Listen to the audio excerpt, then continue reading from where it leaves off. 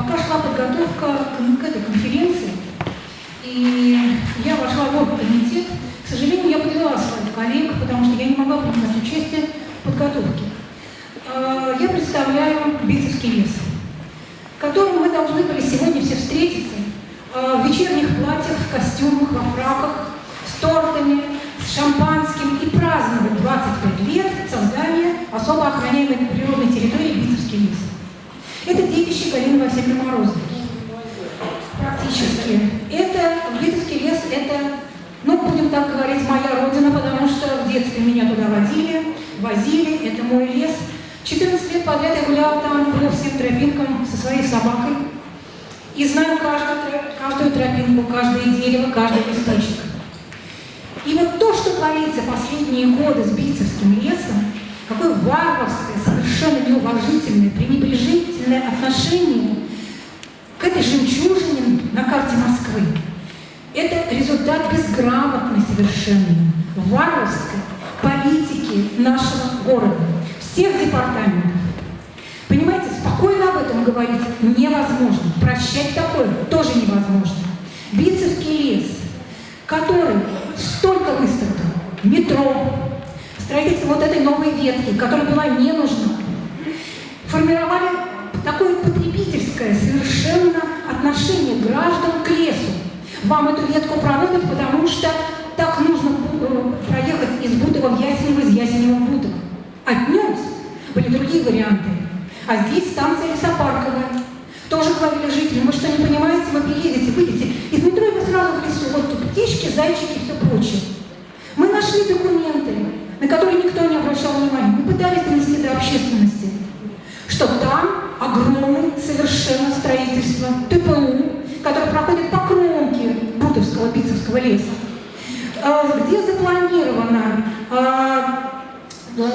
жилье, строительство жилого массива, более 130 тысяч квадратных метров, по 1000 машиномест, парковка идет, и увеселительный какой-то центр.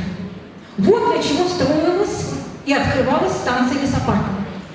Дальше в свое время отстояли жилой массив. Строительство жилых апартаментов в границах особо охраняемой природной территории. Все это делалось на глазах нашей дирекции. Вы попробуйте сами прийти в лес и поставить будку для собаки. Через 5 секунд будет конная полиция, и вас оттуда сметут. Жилые апартаменты. И когда наш один из активистов случайно увидел на сайте рекламу вот этих уже жилых апартаментов, и люди сдавали деньги, и когда мы поняли шум, вот тогда дирекция, сказала, мы это знали, вот там забор, что же можно было поделать? Да, вмешалась Мосприрода, потому что это было вопиюще. Удалось остановить, но мы могли бы и раньше вмешаться. Я не хочу останавливаться на всех вот этих проблемах. Я не буду уже даже останавливаться на кортодроме, который тоже делается у нас, тоже с попустительства и дирекции Мосприроды, департамента природопользования. С подачи. Это заказчики идут, потому что идет лейтмотив. Повысим привлекательность леса. Какую привлекательность леса можно повышать? Люди уходят из города в лес. Все мировое сообщество, все мировое сообщество приближает город к людям, возобновляет дикую растительность, чтобы люди отдыхали, потому что, во-первых, это смягчает контуры нашего агрессивного города. Понимаете, даже дикорастущие растения, которые должны быть в каждом дворе, и это везде во всем мире это делают. Кроме нас. У нас газоны. Жалко, что Зоя Михайловна Зотова ушла. Понимаете, это человек, вся вот эта комиссия по экологической политике Мосгордумы, вкупе со всеми другими административными вот этими компонентами, они живут в параллельном мире. Шарики, цветочки, всякие букашки, ура. Параллельный розовый мир, голубой. Проблемы нет. Мы с Зоей Михайловной очень часто общаемся. Она приезжает. Но реакция, варварская, совершенно вмешательство, опять уничтожение Битцевского леса. Сейчас здесь идет якобы благоустройство с установкой прогулочных троп. Вы посмотрите, какие клины, к сожалению, не могли промерить, но по колено. Это тяжелая техника. Это широкие аллеи, которые все исполосованы. Бетонные, бордюрные камни.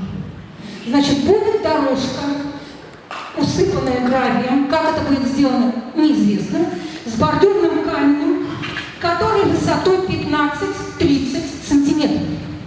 Перекрывая все прогулочные вот эти аллеи. И самое гнусное в этой истории, что в прошлом году мы с рабочей группой из большой комиссии сделали выездное заседание, если можно так сказать, в нашем Битцевском лесу. Все, кто там был, пожалуйста, здесь практически присутствуют. Галина Васильевна Морозова, Борис Леонидович Самойлов, Ирина Фаридовна Гемадиева. Мы все члены рабочей группы Битцевского леса. Сначала мы обсуждали с подрядчиком, который хотел сделать там велодорожку. То есть это было, опять же, по желанию трудящихся, на активном гражданине. Все это сверху спустилось. И мы были категорически против на рабочей группе, которая проходила в конце августа прошлого года. Никаких велодорожек. Но поскольку, раз уж средства выделены, и никуда от этого не отмашешься, значит, мы решили эти средства обговорить, все пройти по этой тропе и в мирных целях. Раз уж так, то пока у них деньги есть, давайте это все использовать. Действительно, есть очень много протоков, которые нужно как-то ликвидировать. И сделать удобно. Мы ходили, Галина Васильевна вместе с подрядчиками, она вот каждый сантиметр вымеряла. Здесь мы подсыпем это, здесь мы сделаем пандус деревянный, здесь мы обойдем дерево, здесь корни надо накрыть. Ну, вы представляете. Значит, мы прошли весь этот маршрут. Все вот эти замечания были написаны, отмечены и подписаны нами тремя: Борис Леонидович Самойлов, Галина Васильевна Морозова и я. Были подписаны, что мы согласны на этот проект обустройства вот этой прогулочной аллеи, чтобы люди дальше... Да.